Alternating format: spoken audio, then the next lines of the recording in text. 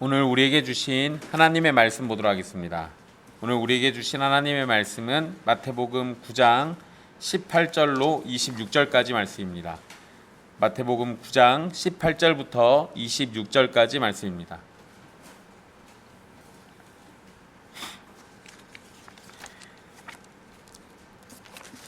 귀하신 하나님의 말씀 받들어서 읽도록 하겠습니다. 예수께서 이 말씀을 하실 때 한 관리가 와서 절하며 이르되 내 딸이 방금 죽었사오나 오셔서 그 몸에 손을 얹어 주소서 그러면 살아나겠나이다 하니 예수께서 일어나 따라가심에 제자들도 가더니 12해 동안이나 혈루증으로 앓는 여자가 예수의 뒤로 와서 그 겉옷가를 만지니 이는 제 마음에 그 겉옷만 만져도 구원을 받겠다 함이라. 예수께서 돌이켜 그를 보시며 이르시되 딸아 안심하라 내 믿음이 너를 구원하였다 하시니 여자가 그 즉시 구원을 받으니라.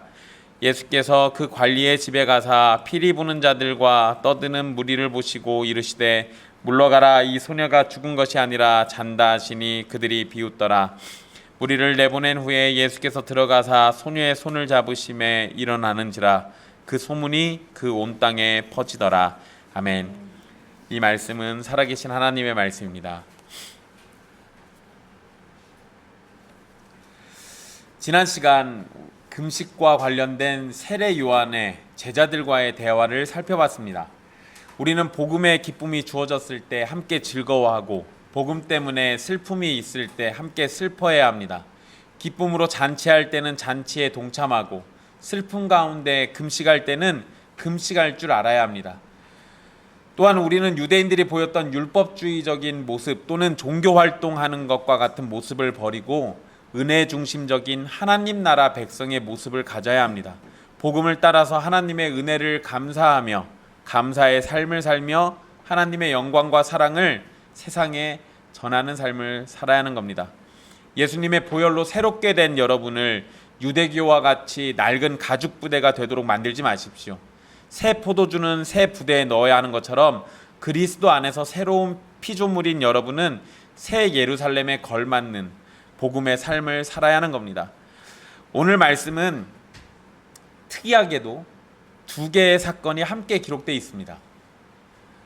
그래서 두 개로 나눠서 설교를 할까 했는데 그러면 시간이 너무 길어지니까 그래서 두 개를 그냥 한꺼번에 같이 보려고 해요. 제가 예전에는 이 두 개를 별개의 사건처럼 나눠가지고 설교를 했었습니다. 그런데 물론 별개의 사건처럼 나눠서도 할 수 있지만 예수 그리스도를 중심으로 이것이 하나의 사건처럼 우리에게 주어져 있으니까 이 본문의 말씀을 따라서 그렇게 보도록 하겠습니다. 이 금식과 관련된 말씀을 하시는 가운데 어떤 관리가 예수께 와서 절했다고 기록되어 있습니다. 옛날 성경에는 관리를 관원이라고 했어요. 관원이. 아니요, 그래 이럴 때 아니면 언제 불러봅니까?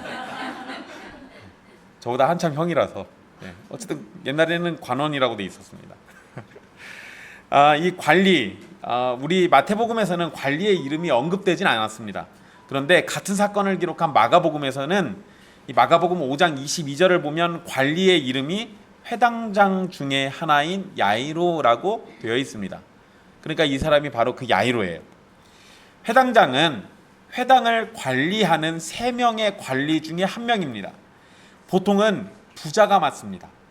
돈 많은 사람이 맡아요. 왜냐하면 회당에 돈 쓸 일이 많기 때문에 그래서 부자들을 이거 시켰습니다. 그리고 회당 안에서의 예배와 질서를 책임지는 역할도 하니까 회당에 대해서 말씀에 대해서 관심도 있고 애정도 있고 많이 아는 사람이 이 일을 맡습니다.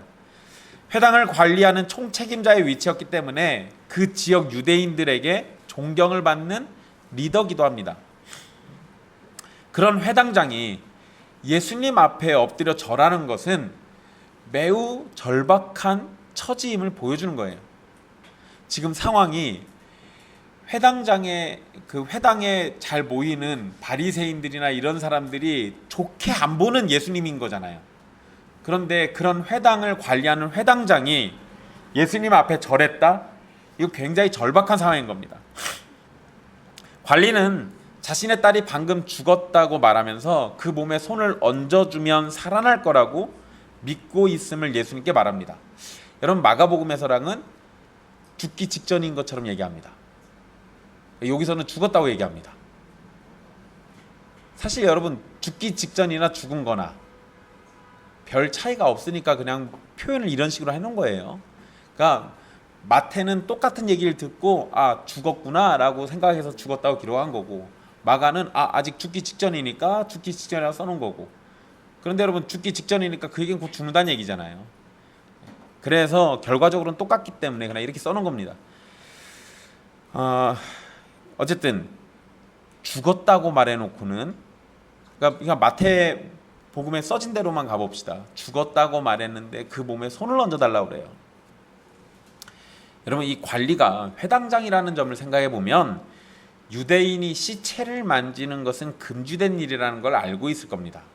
모를 리가 없어요. 아직 죽기 직전이라 할지라도 이제 곧 죽을지도 모르기 때문에, 언제 죽을지 모르는데 그거 만지면 안 돼요. 그거 만졌다가는 부정해지니까. 지금 회당장이 지금 무슨 짓 한 거예요? 부정해질 만한 일을 와서 해달라고 한 거예요. 구약에서도 죽은 사람을 살렸던 적이 있긴 합니다. 언제였죠?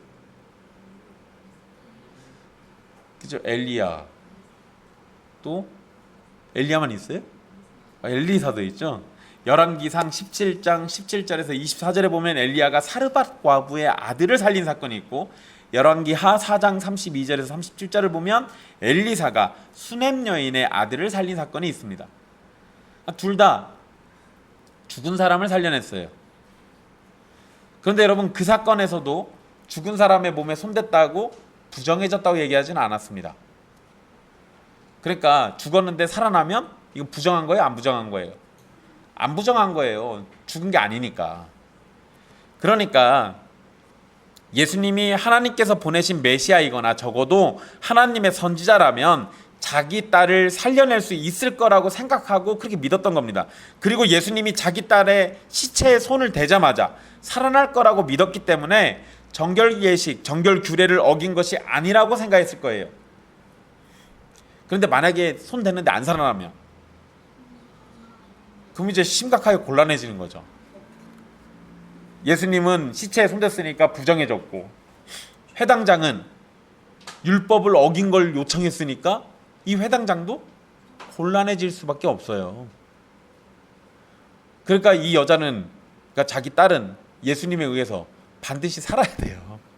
안 살면 큰일 납니다. 예수님이 이 관리의 말을 듣고 이제 곧장 일어나서 여자아이에게로 향합니다. 그리고 그 뒤로 제자들도 함께 따라갔다라고 성경에 기록되어 있습니다. 그게 19절 말씀이죠. 근데 여기에서 여러분, 19절에 예수께서 일어나라고 돼 있잖아요.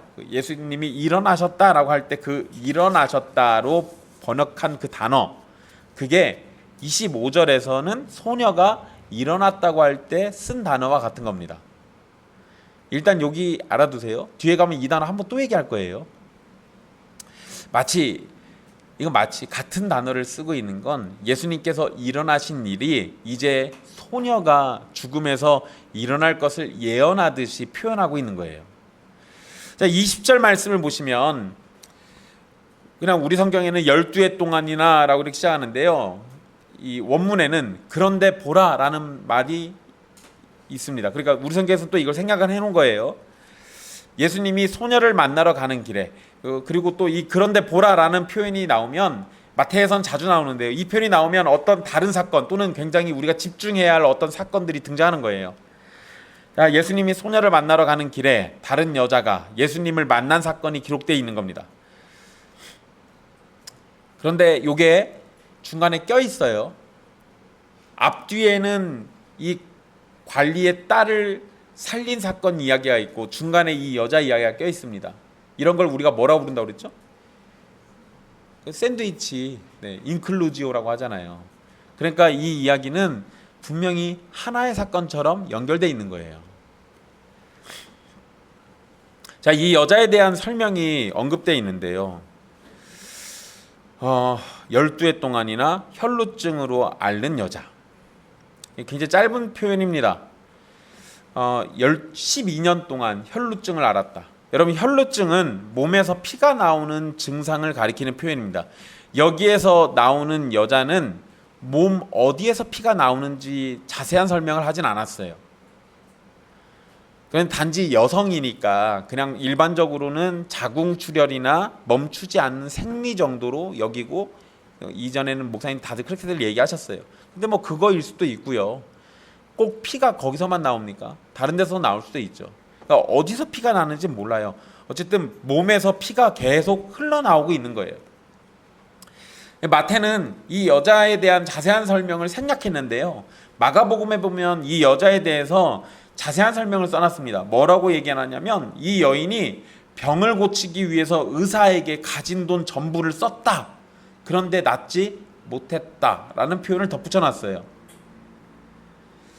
12년이라는 시간 동안 피를 계속 흘리면서 지내야 했던 여자는 가지고 있었던 돈을 의사에게 다 썼으니까 이제는 가진 돈이 없는 상황이에요. 병은 그대로인 겁니다. 그런데 여러분 잘 생각해 보세요. 사람이 피를 흘리면 그냥 피를 흘리면서 그냥 그 채로 계속 살 수 있어요? 제가 우리 할머니가 혈루증 같이 피를 흘리는 거를 봤거든요. 시간이 지날수록 체력이 약해져요. 시간이 지날수록 몸이 계속 축축 처집니다. 원래 저희 할머니가 코카콜라를 그렇게 좋아하셨는데 코카콜라를 끊으시고 피에 좋다는 토마토 주스를 드시겠다고 그걸 사달라고 그래서 열심히 사다 드렸어요. 근데 그거 먹는다고 흘린 피를 채울 수 있까요? 안 돼요. 그래서 수시로 모시고 가서 예수병원에서 수혈 받았어요. 그렇게 해야만 사니까. 그러니까 나이가 있으시기도 했고 그리고 피를 흘리는 양도 굉장히 많았습니다. 그러니까 제가 혈루증을 옆에서 본 거예요. 시간이 지날수록 사람이 정상적인 생활을 하기가 어려워요. 그러니까 이 여자의 처지를 생각해 보면 돈은 돈대로 다 썼죠. 병은 그대로 있죠. 몸은 더 망가졌을 거예요. 시간이 흐를수록 기력은 더 딸리고 이제 이런 상태니까 아무런 희망도 소망도 없는 겁니다. 피를 계속 흘리고 있으니까 언제 죽어도 이상하지 않은 거예요. 사실상 이 여자는 살아있으나 죽은 것과 마찬가지예요. 그리고 더 비참한 건 아픈 몸과 사라진 재산보다 의식적으로 부정한 상태라는 거예요. 그래서 의식적으로 부정하니까 가족들하고 같이 못 살아요. 나 때문에 가족들이 부정해지니까. 친구들 다 떨어져 나갔을 겁니다. 친척들 이 여자 근처에 못 와요. 마을 사람들 어떻게 있겠습니까? 이 여자가 돌아다니다가 어디서 피를 흘렸는데 그걸 또 동네 사람들이 지나가다가 잘못해서 밟기라도 하면 그 사람 같이 또 부정해져요. 마을에서 쫓아냈을 겁니다. 종교적으로도 부정하다 여겨졌기 때문에 종교와 관련된 모든 부분에서도 제외돼야 돼요. 그러면 신체적으로는 더 망가지고 의식적으로는 사회에서 격리되고 영적으로도 망가질 대로 계속 망가지는 거예요. 그나마 돈이 있어가지고 돈 가지고 치료해 봤는데 돈까지 다 떨어졌잖아요. 이 여자 몸과 마음이 모두 무너지고 망가지고 버림받아서 회복이 안 되는 상태인 겁니다. 그러니까 사실상 살아있으나 그냥 죽은 거예요. 그런 여자가 예수님을 만나게 됐습니다. 이 여자는 예수님의 뒤로 가서 겉옷가를 만졌다라고 되어 있습니다. 이 겉옷가라고 이렇게 번역되어 있는 이 표현, 이게 뭐냐면요, 유대인들이 겉옷을 이렇게 입는데 겉옷의 내 모퉁이에다가 장식을 달아요. 이게 구약에 보면은 이 장식을 달으라고 명령을 줬어요. 그런데 여기에 술이라고 하는 걸 이렇게 달아놓습니다. 왜 우리도 이렇게 한복 같은 데 보면 이렇게 장식 달아놓는 거 있잖아요. 그런 게 이 내 귀퉁이에 있어요. 술은 하나님께서 이 백성이 하나님의 명령에 순종할 것을 기억하기 위해서 달아놓으라고 시키신 거예요. 그런데 이 여자가 그걸 만진 겁니다. 그런데 이 여자는 혈루증을 앓고 있는 여자이기 때문에 마을에 당당하게 들어왔을 리가 없어요. 거기다가 여러분, 이 마태복음에서는 또 이것도 다 생각이 나는데, 마가복음이나 누가복음에 보면 사람들이 너무 많아가지고 막 밀쳤다라고 돼 있어요. 그러니까 그러면 이 여자가 어떻게 한 거예요? 그 많은 틈바구니를 끼어들어가가지고 사람들이 다 만지고 다녔을 거예요. 어떻게든 가서 예수님 만져야 하니까 살아보겠다고 그렇게 한 거예요. 예수님의 뒤쪽으로 가는 것도 남들 눈에 띄지 않도록 몰래 숨어가지고 다가간 겁니다. 만약에 여러분 그 전에 예수님의 옷을 만지기 전에 발견되면 분명 부정한 여자라고 처벌받고 쫓겨나게 됐을 겁니다. 거기다가 남을 부정하게 만들었잖아요. 여차하면 유대인들이 돌로 쳐서 죽일 수도 있어요. 예수님의 옷을 만진 이후에 병이 고쳐지지 않고 사람들에게 들키기라도 하면 분명 이 여자는 큰 어려움을 당하게 될 겁니다. 하지만 이런 위험까지도 모두 감수하면서 예수님을 만나러 왔어요. 그리고 그 이유가 있습니다. 그것을 21절에 설명을 해놨어요. 혈루증 앓는 여인은 자신이 예수님의 겉옷만 만져도 구원을 받을 것이라고 믿고 그런 행동을 했다고 21절에 기록되어 있습니다. 여자의 이런 생각은 18절에서 관리가 죽은 딸의 몸에 예수님이 손을 얹어주시면 살아날 거라고 믿었던 것보다 더 발전된 믿음이에요. 잘 생각해 보세요. 관리의 딸을 만지는 건 누굽니까? 예수님이죠. 그러니까 예수님이 살리시겠다는 의도를 가지고 예수님이 직접 만지셔서 살리는 거예요. 그런데 이 여자는 예수님이 직접 만져주시는 것도 아니고 여자가 몰래 만지고 돌아갈 생각이니까 예수님에게는 이 여자를 구원하겠다라는 의지도 딱히 없는 거예요.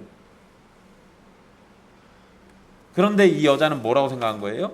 그저 예수님이 만져주시는 것이 아니라 내가 만지는 것으로도 충분히 구원받을 거라고 생각을 합니다. 거기다가 여러분 재미난 표현이 있어요.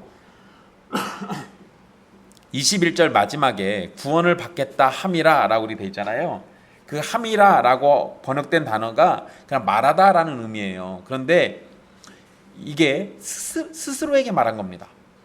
거기다가 이 단어가 미완료형이에요. 그 얘기는 스스로에게 계속 말한 거예요. 약간 여러분 머릿속 그림을 그려보세요. 스스로에게 계속 말한 게 이게 뭔 소리예요? 그쵸, 혼자 중얼거리면서 간 거예요. 혼자 중얼거리면서. 뭐라고 중얼거렸겠어요? 딱 여기 나와 있는 말처럼. 겉옷만 만져도 내가 구원받을 거야. 겉옷만 만져도 내가 구원받을 거야. 이러고 중얼거리고 갔다는 거예요. 그런 거 보면 이 여자는 예수님의 겉옷을 만져서라도 구원받고자 하는 마음이 아주 간절했던 겁니다. 마가복음과 누가복음에서는 예수님이 자신에게서 능력이 나간 것을 아시고 무리에게 말씀하시는 내용이 있습니다. 그런데 마태복음에서는 이 내용 다 생략해버려요. 그리고 그냥 곧장 예수님이 혈루증 앓은 여자에게 하신 말씀이 기록되어 있습니다. 내 능력이 나갔다 그 얘기도 중요한데요. 여기서는 마태가 다른 사람들에게 관심을 안 돌려요. 그냥 예수님하고 이 혈루증 앓은 여인 둘에게만 관심을 보이는 거예요. 예수님은 여자에게 딸아 안심하라 라고 말씀하십니다. 여러분 놀랍게도 마태복음에서 예수님이 여자에게 딸이라고 부르는 유일한 장면이 딱 여기 한 번 있어요. 마태복음에서. 이것은 예수님이 이 여자를 굉장히 사랑하는 마음으로 대하셨다는 거예요. 자신에게 일어난 일로 인해서 크게 혼나거나 봉변당할까 두려워하는 여자에게 예수님은 아무런 책망도 하지 않으시고 오히려 그녀를 위로해 주셨습니다. 게다가 예수님은 그녀에게 내 믿음이 너를 구원하였다라고 말씀하셨어요. 여기에서 주의하십시오. 예수님께서 너의 행동이 너를 구원하였다라고 말하지 않으셨어요. 즉 여인이 예수님의 겉옷 가장자리에 술을 만진 행동 자체가 구원을 가져온 것이 아니라 여인이 믿음으로 예수님께 나온 것이 구원을 위한 통로가 되었다는 겁니다. 21절에서 여자는 속으로 겉옷만 만져도 구원을 받을 것이라 생각했습니다. 그리고 22절에서 예수님은 그 여자에게 구원하였다라고 선언하셨습니다. 그래서 그 결과를 마태는 여자가 그 즉시 구원을 받으니라라고 기록했습니다. 예수님께서 구원을 허락하실 때 여자가 구원을 받을 수 있었던 겁니다. 여자의 행위는 구원의 조건이 아니에요. 믿음에 따라서 나타나는 행위인 거지 행위 그 자체가 구원을 위한 조건이 아니라고요. 여자의 믿음이 구원의 근원인 것도 아닙니다. 여자의 믿음이 통로가 되어서 예수님께 인도했고 예수님께서 주권적으로 구원을 선언하셨기 때문에 여자에게 구원이 임한 거예요. 이 혈루증 앓은 여인 이야기를 잘못 이해해버리면 미신적으로 사람들이 믿기 시작합니다. 옷만 만져도 이렇게 생각하고 만지기만 하면 구원받겠구나. 어떤 행위 또는 예수님이 아닌 다른 거에 대한 믿음 이런 것들을 갖기 시작해요. 그런 게 아니라고요. 거기다가 정말 중요한 건 예수님께서 구원을 선언하셔서 구원이 주어진 거예요. 마가나 누가복음에서는 능력이 나갔다라는 얘기 하시잖아요. 그거 여러분 예수님이 진짜 몰라서 그러셨을까요? 하나님이시잖아요. 근데 어떻게 몰라요? 알지.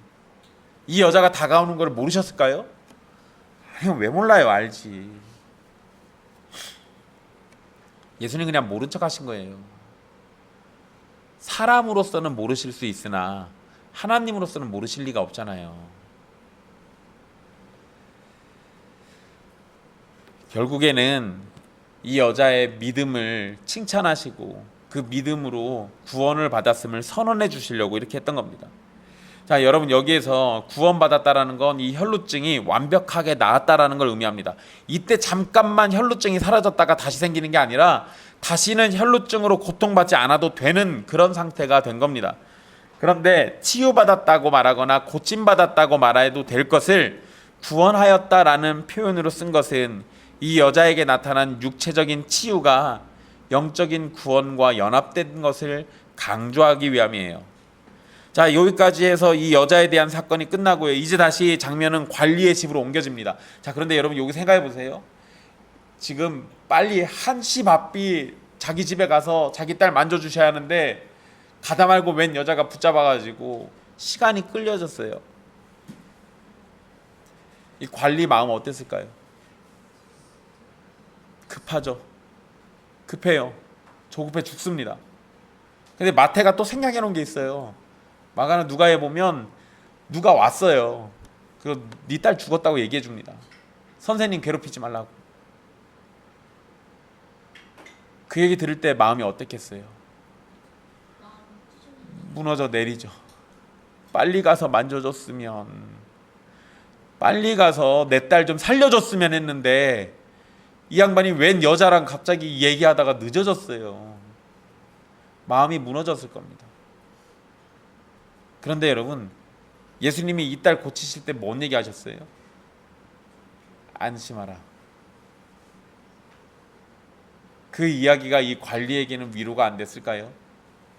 그리고 예수님께서는 관리를 또 위로하십니다. 마태에서는 생략되어 있어요. 예수님이 이 관리의 불안함을 모르시는 게 아니에요. 그리고 어쩌면 시간을 끌고 있는 걸 수도 있습니다. 딸이 확실히 죽고 장례가 확실히 시작되는 것을 예수님이 기다리고 계신 걸 수도 있어요. 계속 볼게요. 자, 관리의 집으로 장면을 옮깁니다. 혈루증을 앓은 여자와의 사건이 위로와 구원으로 나타났지만 아직 관리의 딸은 죽음 가운데 있습니다. 23절을 보면 피리 부는 자들과 떠드는 자들이 있다라고 성경에 기록되어 있어요. 예수님이 그 사람들을 봤습니다. 여러분, 이게 유대인들의 장례는요, 시신을 방부 처리하지 않습니다. 그래서 짧은 시간 안에 장례가 치러져요. 거기다가 여기가 중동 지방이잖아요. 더워요. 많이 덥습니다. 내버려두면 어떻게 되겠어요? 시체가 급속도로 부패합니다. 엄청 빨리 부패해요. 우리나라는 예전에 장례 치를 때 이 시신 냄새 감추려고 뭐 했어요? 향 피웠죠. 향을 피운 게 다른 의도가 아니에요. 시체 썩는 냄새 감추려고 그랬어요. 제가 여기서 이런 얘기를 해드려야 여러분들이 미신에 안 빠지니까 그래요. 향의 연기가 올라갈 때 연기가 바르고 곱고 편안하게 올라가면은 영혼이 어디 천국에 갔다는 둥, 아니면은 향이 막 요동치면은 아이고 지금 지옥에 갔다는, 그런 거랑 아무런 상관없으니까 속지들 마시라고. 자, 어쨌든 유대인들은 24시간 안에 장례를 치릅니다. 그런데 장례 절차 안에요, 피리 부는 사람을 고용해 가지고 장례식의 행사를 합니다. 아무리 가난해도 피리 부는 사람 2명은 반드시 부릅니다. 그리고 곡하는 사람도 1명을 고용해요. 이게 유대인들의 장례법이에요. 그러니까 이 성경에서 피리 부는 자들과 떠드는 자가 있다는 소리는 장례가 이미 시작됐다는 거예요. 이 여자아이는 확실히 죽었다는 겁니다. 그래서 예수님은 피리 부는 자들과 떠드는 자들에게 물러가라고 말씀하십니다. 그리고는 뭐라고 하시냐면 죽은 것이 아니라 잔다라고 말씀하셨어요. 보통 죽은 상태를 잠잔다라고도 이야기하긴 하지만 예수님이 말씀하신 건 일시적인 잠을 의미한 거예요. 사람들은 분명히 소녀가 죽은 것을 확인하고 장례식을 시작했습니다. 그런데 예수님이 나타나신 이상 그 소녀는 다시 살아나게 될 거예요. 예수님이 오신 이상 죽음을 준비하고 슬퍼하는 자들을 둘 필요가 없는 겁니다. 이제는 슬퍼할 것이 아니라 기뻐해야 할 이유가 생길 거예요. 그래서 예수님은 장례식을 치르는 사람들을 물러가라고 한 겁니다. 그런데 그 사람들의 반응이 뭐였어요? 성경에 뭐라고 되어 있습니까? 비웃었다. 24절에 그들이 비웃더라. 예수님이 하신 말씀, 즉 소녀가 죽은 것이 아니라 잔다라는 이 말씀을 들은 사람들, 이 사람들은 그냥 이걸 문자적으로 받아들인 거예요. 뭘 죽은 게 아니야, 우리가 죽은 거 다 확인하고 와서 지금 장례 치르고 있는 건데, 그러면서 예수님을 실없는 사람처럼 생각하고 비웃었어요. 그런데 예수님은 비웃는 자들을 꾸짖거나 책망하시지 않았습니다. 단지 그들을 강제로 그냥 내보내셨어요. 그리고 예수님은 정말로 장례를 위해 사람들이 필요하지 않기 때문에 이 사람들 내보내고 다른 일을 하신 겁니다. 그리고 예수님이 하신 일은, 예수님은 소녀의 손을 붙잡고 그 소녀는 일어났다라고 성경에 기록되어 있습니다. 예수님의 말씀처럼 잠에서 깨어나듯이 죽었던 소녀가 일어났습니다. 일어나는 지라에 해당하는 단어, 이게 신적 수동태로 돼 있어요. 이게 뭔 소리겠습니까? 이 소녀가 일어날 때 예수님께서 일으켜 세우신 겁니다.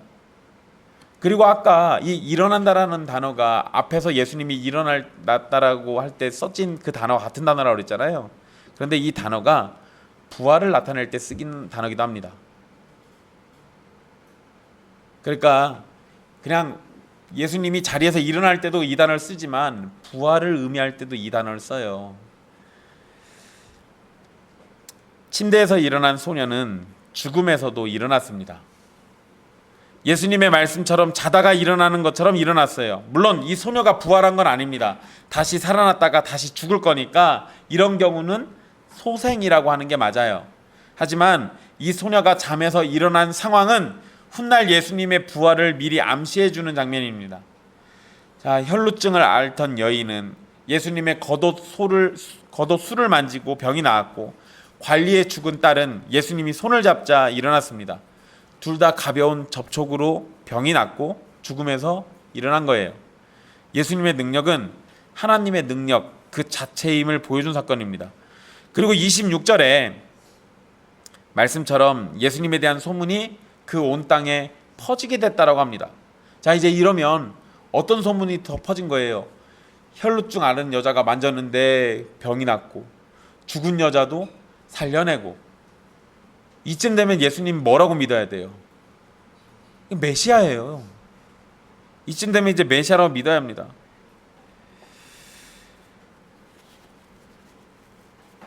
그리고 죽은 사람이 살아난 사건에 대해서 침묵할 수 있는 사람은 아무도 없습니다. 얼마나 대단한 사건이에요.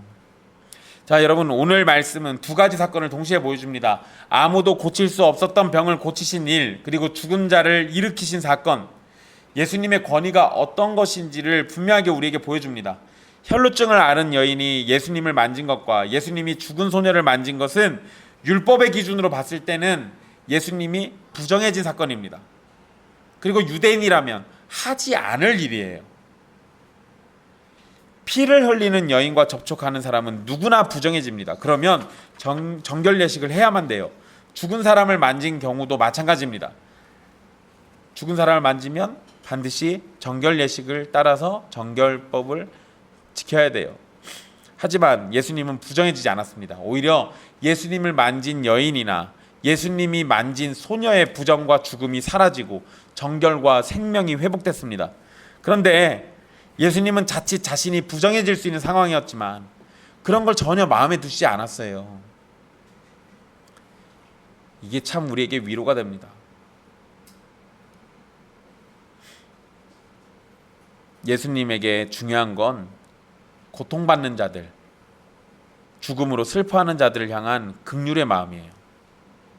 고통받는 자를 책망하기보다 위로하셨고 죽은 자를 향해 슬퍼하기보다 기뻐할 수 있는 상황을 만들어 주셨습니다.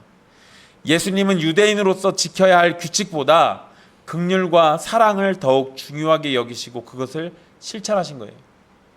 하나님이 제사 지내는 것보다 뭐를 더 원하신다고요? 보세요. 예수님 그대로 하시잖아요. 인애를 베풀고 긍휼을 베풀고 사람들에게 사랑을 베풀어 주시잖아요.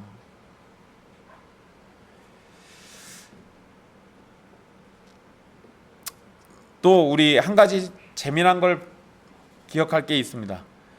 예수님을 지금 만졌는데 거룩해진 거예요. 그러잖아요. 부정한 여자가 거룩해졌습니다. 이게 출애굽기 30장 22절에서 33절을 보면은요. 거기에 거룩한 향기름과 관련된 규정이 나옵니다. 하나님께서 특별한 방법으로 향기름을 만들라고 해요. 보통 향유라고 우리가 얘기하는 것들입니다.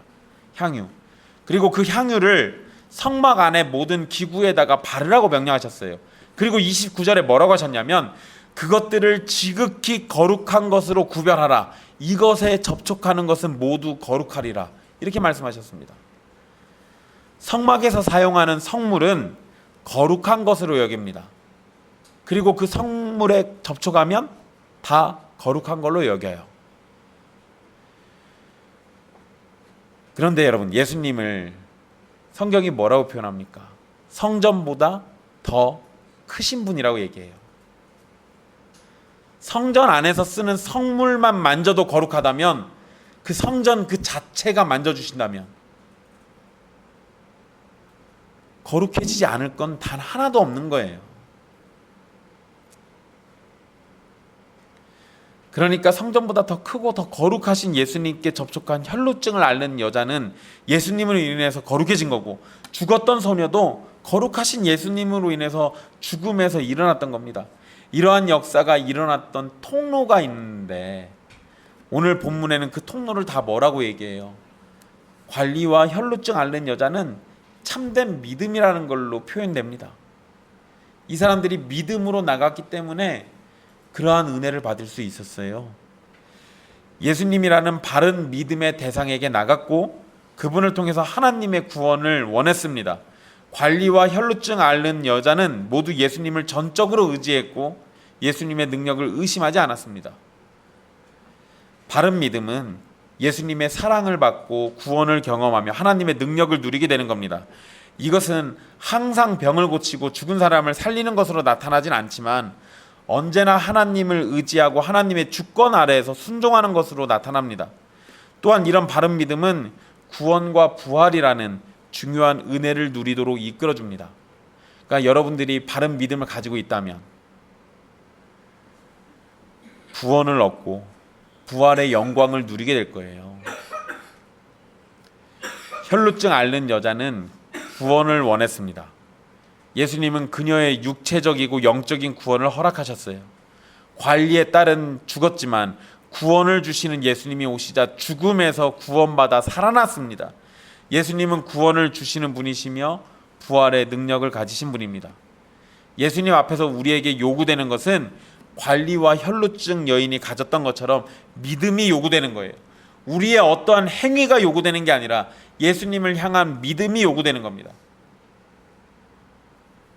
또 한 가지, 혈루증 앓는 여자가 몇 년 동안 이 병을 앓았다고요?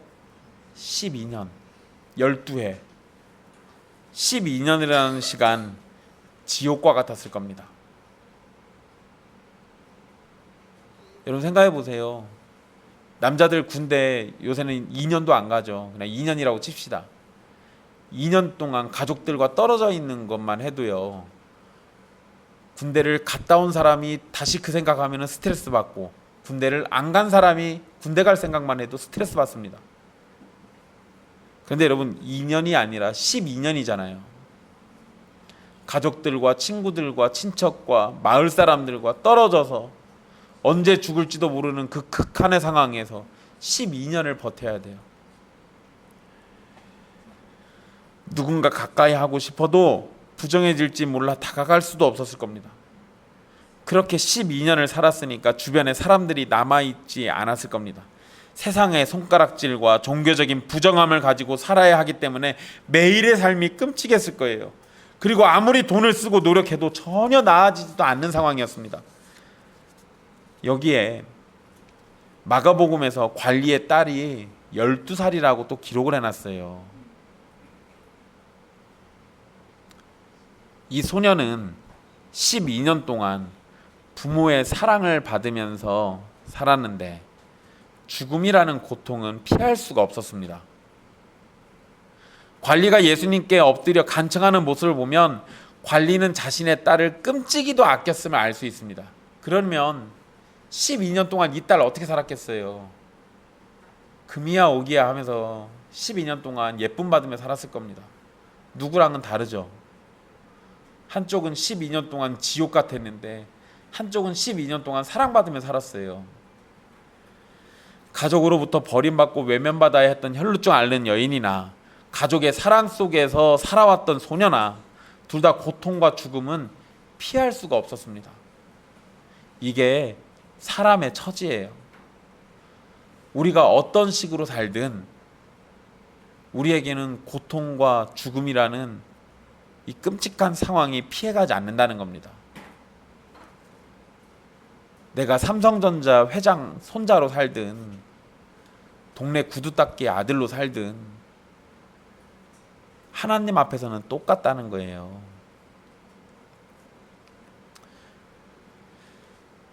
사람의 처지는 무엇이 되었든 고통과 죽음을 피할 수 없어요. 하지만 구원을 주시는 예수님이 오시자 어떤 처지와 상황 속에 있든지 예수님을 통해서 구원과 부활이라는 생명이 주어집니다. 두 여자는 12년이라는 공통된 시간으로 이어집니다. 또한 고통과 죽음이라는 것으로도 이어져요.